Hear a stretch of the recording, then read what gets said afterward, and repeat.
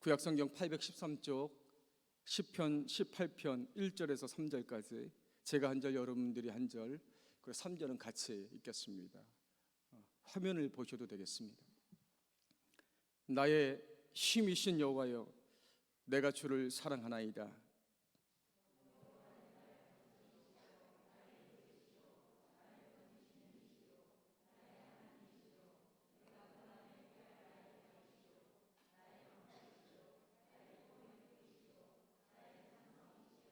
같이 읽겠습니다. 내가 찬송받으실 여호와께 아뢰리니 내 원수에게서 구원을 얻으리로다. 아멘. 우리 옆에 계신 분들 축복하십시다. 사랑하고 축복합니다. 요즘 많이 사용하는 용어가 하나 있습니다. 화면을 좀 보시면 요즘 많이 사용하는 용어가 있는데 인풋과 아웃풋이라는 용어입니다. 우리 화면 잠깐 보여주실래요? 인풋과 아웃풋이라고 있는데, 인풋이라고 하는 단어는 외부로부터 내부로 들어오는 것을 이제 말합니다. 그러니까 밖에서 내 안으로 들어와서 나에게 영향을 주는 것을 말해요. 반대로 아웃풋은 외부에서 들어온 것이 내 안에서 과정을 거쳐서 다시 밖으로 나가는 것을 말합니다. 그러니까 나에게 영향을 준 것이 내 안에서 변화되어서 다시 밖에 영향을 주는 것을 말합니다. 그래서 하나님이 창조하신 모든 만물들을 보면 이 인풋과 아웃풋이 정상적으로 작동되어야 존재할 수가 있고 또 좋은 영향을 끼칠 수가 있습니다. 예를 자동차가 있어요. 그럼 밖에서 이제 연료가 이제 들어옵니다. 그리고 엔진을 통해서 그것이 다시 이제 밖으로 나갑니다. 근데 그 과정에 에너지가 만들어져서 이제 자동차를 이제 움직이게 하는 것입니다.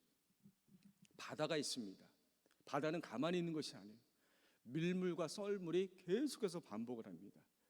또 그 바닷물이 증발이 돼서 수증기가 돼서 올라갔다가 또 다시 비가 돼서 내려옵니다. 이렇게 인풋과 아웃풋이 반복이 되어야 그 거대한 바다가 부패하지 않고 그 안에 살고 있는 많은 생물들이 생존할 수가 있는 것입니다. 식물이 있습니다. 식물의 그 잎을 보면 그 잎이 수분과 또 햇빛과 이산화탄소를 다 받아들입니다. 그래서 광합성 작용을 합니다. 그러고 나면 거기에서 산소와 포도당을 만들어내죠. 그러면 그 식물이 자라고 상쾌한 좋은 공기를, 산소를 이제 만들어내는 것입니다. 사람은 어떻습니까, 여러분? 사람도 인풋과 아웃풋이 정상적으로 작동되어야 행복하게 살 수 있고 건강하게 살 수 있고 하나님의 영광을 위해서 살 수가 있습니다. 좋은 음식을 먹었어요. 많이 먹었어요. 그러면 잘 안에서 소화를 시켜서 다시 나가야 되는 것입니다. 인풋은 됐는데 많이 들어왔는데 안에서 이게 해결이 안 되고 밖으로 나가지 못하면 이제 힘들어지는 것이죠. 우리 여성분들 변비 많이 걸리잖아요. 그렇죠? 굉장히 힘들어지는 거예요. 들어왔으면 안에서 이것이 소화가 돼서 나가야 되는 것입니다. 세상에서 좋은 것을 보고 듣고 경험하면 그것이 나를 통해서 나갈 때 더 좋은 것으로 좋은 영향력을 끼칠 수가 있는 것입니다. 특히 사람은 영적인 존재이기 때문에 하나님의 은혜를 받고 사람들과 좋은 교제를 나눠야 됩니다. 그래야 그것이 밖으로 나갈 때에 좋은 것으로, 선한 것으로 나갈 수가 있고 그래서 모두가 행복하게 신앙생활을 할 수가 있는 겁니다. 물론 살다 보면 외부로부터 좋은 것만 들어오는 건 아니에요. 때로는 어려운 환경이 닥칠 때가 있고 시험이 들어올 때도 있고 또 어려움이 들어올 때도 있고 고통이 들어올 때도 있습니다. 이럴 때 내 안에서 이것을 신앙적으로 잘 정화를 시키면 이것이 외부로 나갈 때에는 정화된 것으로 나갈 수가 있는 것입니다.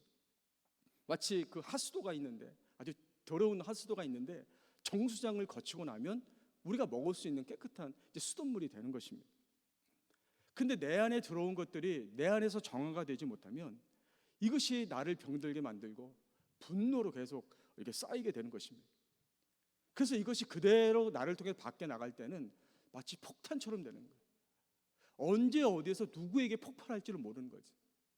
이것이 한번 폭발하면 내 자신도 불행하게 만들고 다른 사람들에게도 내가 받은 것과 똑같은 고통과 상처를 줄 수밖에 없는 것입니다. 요즘은 영적으로 마지막 때이고 또 코로나가 길어지다 보니까 사람들이 인풋과 아웃풋이 제대로 이루어지지를 않고 있어요. 외부로부터는 계속해서 많은 것을 받아들입니다. 내일에 대한 불안이 들어오고 사회적인 분노가 들어오고 다른 사람들과 비교하는 것, 또 불신, 배신, 이런 것들이 계속 우리 안에 들어오고 있습니다. 그러니까 예전에는 이런 것들이 나에게 와도 우리가 기도하고 하나님 앞에 찬송하고 교제하고 훈련받으면서 신앙적으로 잘 정화를 시켰어요. 좋은 영향력을 끼칠 수가 있었습니다. 근데 지금은 이런 것들이 정상적으로 이루어지기 어렵다 보니까 우리 안에서 이것들을 정화시키기가 힘든 거예요. 우리 안에 그대로 불안과 우울과 분노와 상처와 하나님에 대한 이 원망이 계속해서 이제 쌓이게 되는 것입니다.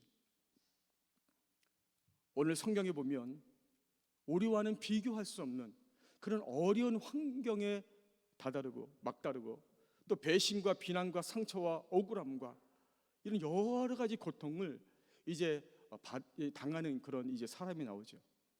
그런데도 이런 어려운 환경 속에서 그것들을 신앙적으로 잘 정화시켜서 그것을 아웃풋할 때에는 하나님의 영광을 나타내고 또 하나님께 귀하게 쓰임받는 것을 이제 보게 됩니다.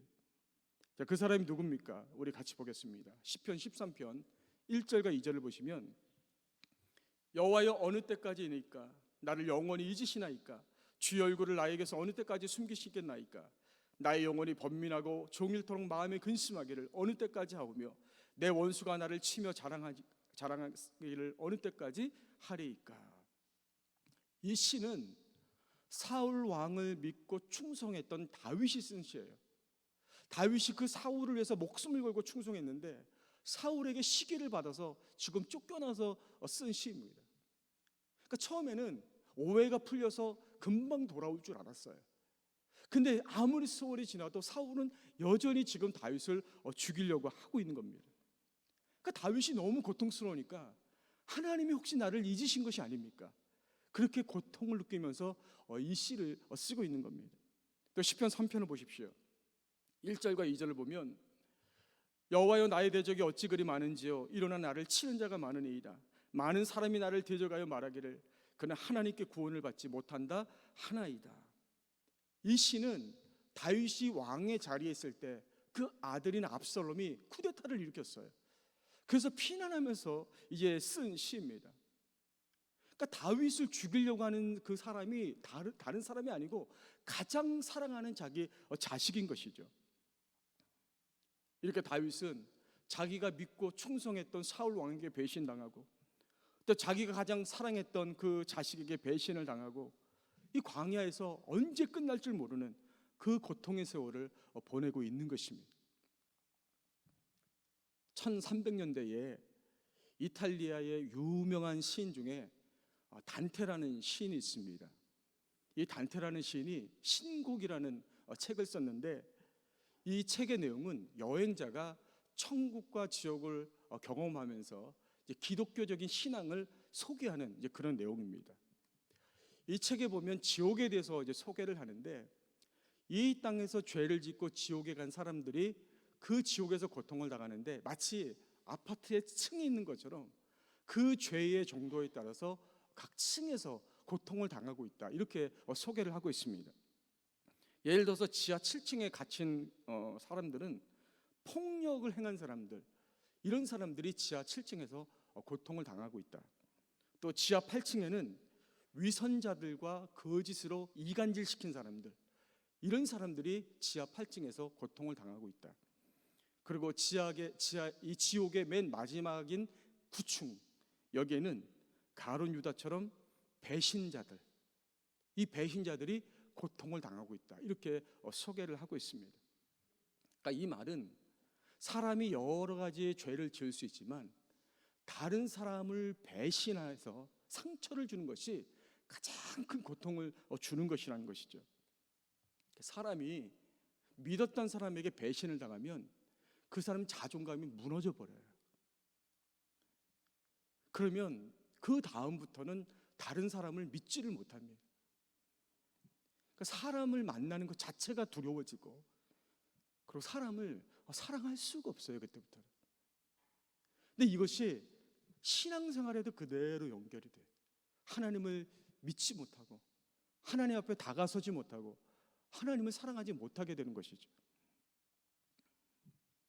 그 다윗은 이렇게 외부로부터 감당할 수 없는 배신과 이 고통과 상처를 받았는데, 이것을 어떻게 신앙적으로 잘 정화를 시켰는지 보도록 하겠습니다. 첫 번째로는 다윗은 토설 기도를 드렸어요. 성경에서는 탄원 이렇게 얘기를 하고 있습니다. 우리 시편 31편 말씀을 쉬운 성경으로 좀 보도록 하겠습니다. 시편 31편 9절부터 보시면, 여호와여 나를 불쌍히 여겨 주소서. 너무나 괴롭습니다. 너무 슬피 울어서 눈이 잘 보이지 않고 몸과 마음이 슬픔으로 지쳐 있습니다. 번민으로 신음하면서 세월을 보냅니다. 근심으로 기운을 잃었으며 슬픔과 탄식으로 내 뼈가 점점 약해져 가고 있습니다. 내 원수들 때문에 내 이웃들에게도 철저하게 무시를 당하고 있습니다. 나의 창백한 모습을 보고 내 친구들이 놀라고 거리에서 만나는 사람들마다 내 모습을 보고 무서워 도망칩니다. 마치 내가 죽기라도 한 듯이 나를 기억하지도 못합니다. 나는 깨어진 질그릇과도 같습니다. 다윗이 자기가 믿었던 사람들에게 배신당하고 상처받고 고통당한 게 얼마나 힘든지 하나님 앞에 그 자기의 마음을 있는 그대로 다 지금 쏟아내고 있는 거예요. 다 토설하고 있는 것이고 탄원하고 있는 것입니다. 이게 지금 성경에 글로 기록되어 있으니까 그냥 내가 괴롭습니다, 뼈가 약해지고 있습니다 이렇게 적어놨지, 실제로 다윗이 아마 이랬을 거예요. 하나님 앞에서 막 몸부림을 치고 막 소리를 지르고 막 눈물을 흘리고 막 발버둥을 치면서 어찌할 줄 몰랐을 거예요.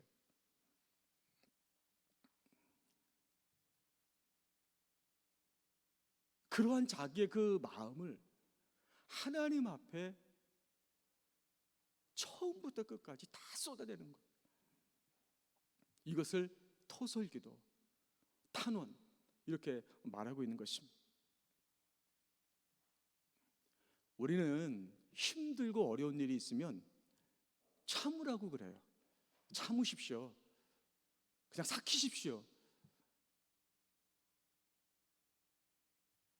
슬퍼서 울고 싶어도 울지 말라고 그래요. 애가 이렇게 울잖아요. 뚝! 울지 마. 왜 울어? 한국 사람들 마음속에 그래서 한이 있어요. 한. 마음속에 슬픔과 고통이 쌓이고 쌓여서 돌처럼 딱딱하게 굳어진 한이 있는 거예요. 그래서 민요에 보면 한마는 이 세상 야속한 니만.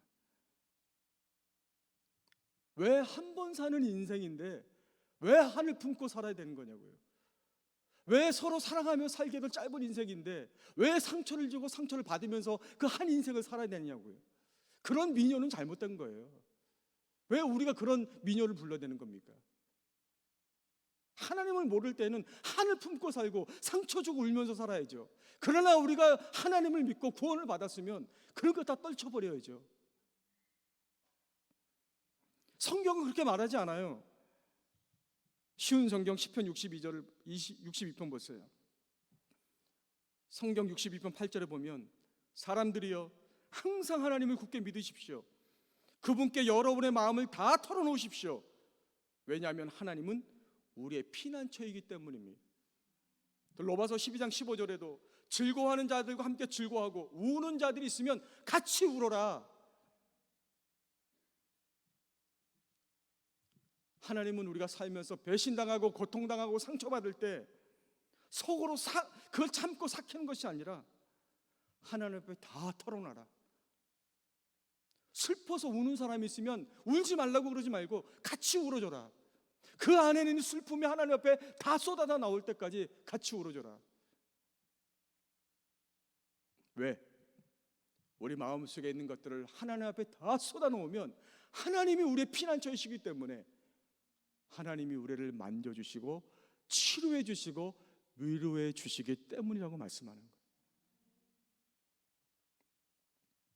제가 토설기도라고 했는데, 토설이라고 하는 뜻은 쟁기로 밭을 갈다 이런 뜻이에요. 이 밭에 농사를 지어야 되는데 밭에 보니까 돌멩이가 막 있고 수풀이 우거졌어요. 농사 지을 수가 없어요. 그러면 쟁기를 가지고 그 밭을 갈아야 돼요. 돌멩이 다 걸러내고 그 수풀을 다 제거해야죠. 그래야 씨를 뿌려서 농사를 지을 수가 있는 것입니다. 우리 안에 상처가 있고 아픔이 있고 죄로 인해서 단단하게 우리 심령이 굳어졌다면 그 마음을 갈아엎으라는 거예요. 그래서 좋은 마음이 되게 하는 것, 이것이 탄원 토설기도, 이렇게 말씀하고 있는 것입니다.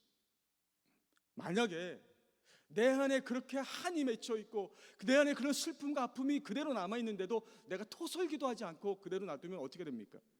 시편 32편 3절에 보면 내가 입을 열지 아니할 때에 종일 신음함으로 내 뼈가 쇠하였나이다.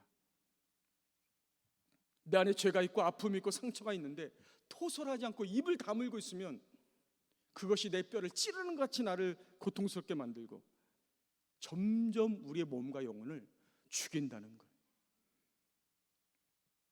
이런 상태에서 예배 못 드립니다. 와서 교회 와서 앉아는 있을 수 있지만 예배가 드려지지가 않아요. 기도 찬양 못 합니다. 제가 고구마를 잘 못 먹어요. 고구마를 생 고구마는 먹거든요. 근데 찐 고구마는 못 먹어요. 그러니까 아침에 찐 고구마를 먹으면 여기 딱 걸려요. 여기 딱 걸려가지고 내려가지가 않아요. 꽉 막혀요. 얼마나 답답한지 몰라요. 물을 먹어도 안 되고 소화제를 먹어도 안 돼요. 하루 종일 답답해가지고 뭐 먹을 수도 없고 뭘 할 수가 없어요.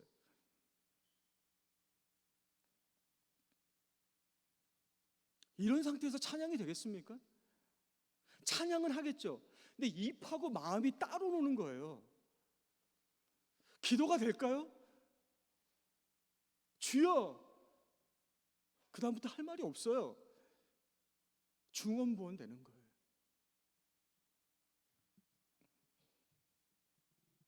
이럴 때 기도를 바꿔야 됩니다. 처음부터 이런저런 기도를 그냥 중언부언 하는 게 아니라 먼저 토설 기도를 해야 되는 거예요. 내 마음을 갈아엎고 내 마음이 치료받고 위로받고 평안해지고 그때부터 찬양과 기도가 회복되게 되는 거예요. 그때 내가 찬양을 하면 그 찬양이 마음과 입이 하나 되는 찬양이 되는 거예요. 그때 기도를 하게 되면 마치 화살이 그 관역에 빡 꽂히는 것 같은 능력의 기도가 되는 거죠. 그럴 때 방언을 하면 그 방언 기도 한마디가 묵직한 돌멩이 같은 방언 기도가 되는 거죠. 그리고 새로운 방언이 나오는 거예요. 여러분, 오늘 밤에 터설기도 할 수 있기를 주의 이름으로 간절히 축복합니다. 아니요, 축복하는 게 아니라 그렇게 해야 됩니다. 하나님이 우리의 마음을 몰라서 토설기도 하라고 말씀하시는 게 아니에요. 하나님 다 알고 계십니다. 내 마음이 지금 어떤지, 무엇 때문에 상처받았는지, 누구에게 배신당했는지, 내가 그동안 그것을 버텨오느라고 내가 뼈가 녹는 것 같고 등이 휘어질 것 같이 아픈 거 다 알고 계십니다. 그런데 하나님이 어떻게 하시느냐? 우리 주님이 십자가에서 먼저 경험해 보셨어요. 내가 경험해 보니까 너무 고통스러운데 똑같은 고통을 우리에게 경험하게 할 수는 없는 거죠, 우리 하나님이. 그러니까 너희는 내가 이미 십자가에서 당했기 때문에, 이 십자가로 너희를 구원했기 때문에 너희는 다 쏟아내라. 내 앞에 다 토해내라. 우리를 위해서요, 우리를. 나는 다 알고 있다. 나는 다 이해한다. 그러면 내가 너의 마음을 갈아엎을 것이고 치료할 것이고 회복하실 것이라고 말씀하고 있는 거예요. 저는 오늘 이 밤에 여러분들이 간절히 토설기도해서 집에 가시면 마스크 다 버려야 돼요. 너무 기도를 열심히 해서 마스크를 쓸 수가 없을 정도로 그렇게 기도할 수 있기를 주의 이름으로 축복합니다. 마스크 없으신 분들 사무실로 오세요. 제가 드릴게요. 네, 있어요. 두 번째, 다윗은 먼저 토설기도 하고 그 다음에는 믿음으로 구원을 선포했어요. 먼저는 다윗이 그동안 믿었던 사람들, 사랑했던 사람들에게 배신당하고 상처받아서 죽고 싶을 만큼 힘들었어요. 하지만 그것을 하나님 앞에 다 쏟아냈어요. 그리고 하나님이 그 마음을 치료해 주셨어요. 근데 다윗은 여기서 끝나지 않아요. 한 단계 더 올라갑니다. 그것은 이제 나를 구원하실 하나님, 이제 나를 축복하시고 승리를 주실 그 하나님을 내가 입술로 선포하고 찬양하는 거예요. 시편 13편 보세요. 나는 오직 주의 사랑을 의지하여 싸우니 나의 마음은 주의 구원을 기뻐하리이다. 내가 여호와를 찬송하리니 이는 주께서 내게 은덕을 베푸심이로다. 이 시편 13편 앞에서 제가 먼저 읽어드렸어요. 그때는 다윗이 사울 왕에게 배신당하고 너무 속상해서 토설기도한 내용이에요. 그러니까 1절부터 4절까지는 토설기도인데 5절과 6절은 뭐냐면 토설기도 끝나고 나서 이제 하나님 앞에 믿음으로 선포하는 거예요. 하나님, 내가 다 토설했기 때문에 이제는 하나님의 사랑을 의지하겠습니다. 주님이 나를 구원하실 것이기 때문에 기뻐합니다. 아직 구원하지 않으셨어요. 하지만 내가 그것을 믿음으로 지금 구원을 선포하고 있는 것이고 그 주님을 미리 찬송하고 있는 거예요. 또 시편 3편을 보십시오. 이거는 우리가 같이 큰 목소리로 같이 선포하겠습니다. 자, 시편 3편 3절부터 8절까지 우리 같이 선포하십시다. 자, 시작. 여호와여, 주는 나의 방패시요 나의 영광이시요 나의 머리를 드시는 자이시이다. 내가 나의 목소리로 여호와께 부르짖으니 그의 성산에서 응답하시는도다. 내가 누워 자고 깨었으리 여호와께서 나를 붙드심이로다. 천만인이 나를 애워싸 진친다 하여도 나는 두려워하지 아니하리이다. 여호와여, 일어나소서. 나의 하나님이여, 나를 구원하소서. 주께서 나의 모든 원수의 뺨을 치시며 악인의 일을 꺾으셨나이다. 구원은 여호와께 있사오니 주의 복을 주의 백성에게 내리소서. 아멘. 다윗이 사울 왕에게 배신당하고 고통당했을 때 토설기도 하고 그 다음에 구원으로 선포하고 승리했어요. 이번에는 자기 아들 압살롬에게 배신당하고 상처받았을 때 이번에도 똑같이 승리하는데 어떻게 승리하냐면 앞에 토설기도는 1절, 2절 두 구절이에요. 그런데 오히려 그 하나님을 찬양하고 선포하는 것은 6절이에요. 3배요, 3배. 처음에는 토설기도가 더 많았어요. 고통이 많았고 상처가 더 많았어요. 그러나 그것을 극복하고 승리하고 나니까 이제는 토설하는 내용보다 오히려 하나님을 찬양하고 선포하고 믿음으로 나아가는 것이 훨씬 많아졌다는 거예요. 그만큼 다윗의 신앙이 올라갔다는 거예요. 성장했다는 것이죠.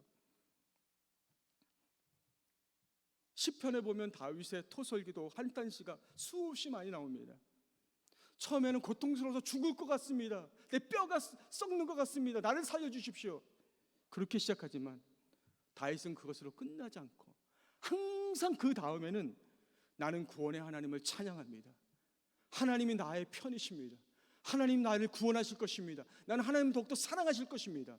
그 믿음의 선포로 그것을 뛰어넘어서 승리하는 모습을 보게 돼요.